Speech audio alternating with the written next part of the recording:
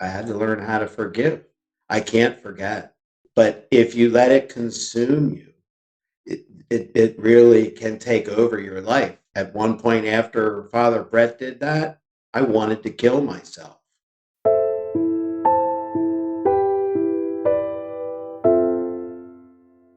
I'm Christopher Bateman. People call me Kit. I'm from Baltimore, Maryland, and I'm a survivor of priest sexual abuse. My father died when I was 6 weeks old, leaving 5 children and a beautiful wife, his childhood high school sweetheart. My father's mother had also moved in. So the influences around me were mostly women, but very loving women, very much faith oriented women, very bright women. We were a very faith based family. In fact, I was born at the very time of the Cathedral of Mary Our Queen opening on North Charles Street. I went to school there. It was our life. We were there every Sunday. I had a wonderful life there. Wonderful. I then went to a Catholic high school, Calvert Hall, and I was elected president of my class. I'm doing well in school, got a lot of friends, and was just having the time of my life. And that's when things changed. I was particularly interested in my religion class.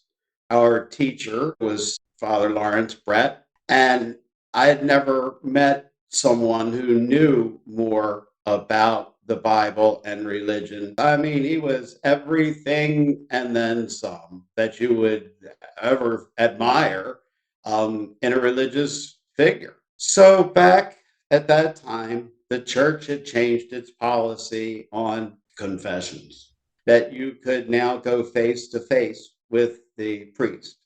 So Calvert Hall decides you could go to Father Brett and it would be face to face.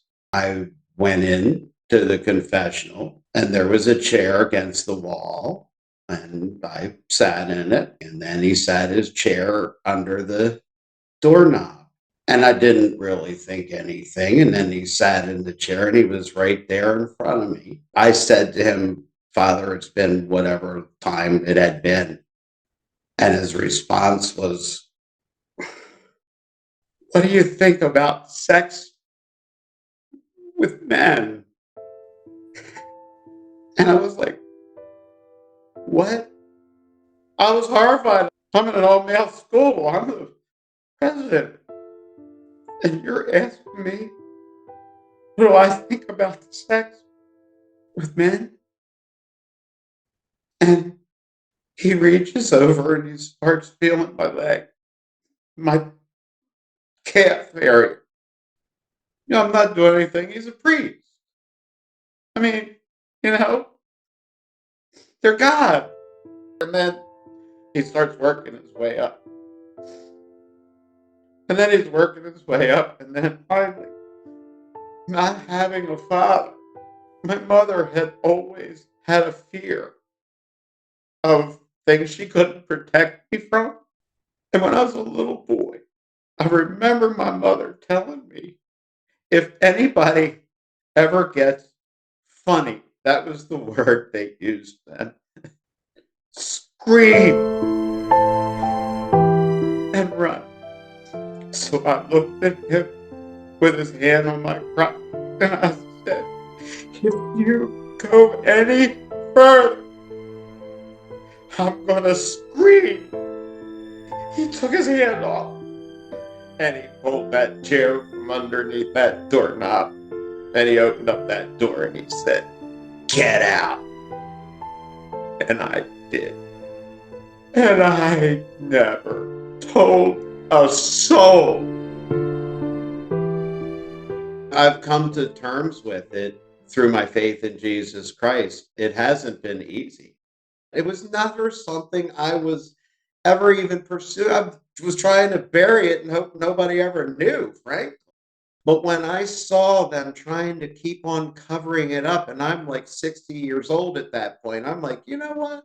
I want the Catholic Church to have accountability and recognize the survivors and what they have done to us and the people around us. No one has the right to touch you, to abuse you, and if that's happening to you, do what my mother told me. Scream and then run. And then tell someone.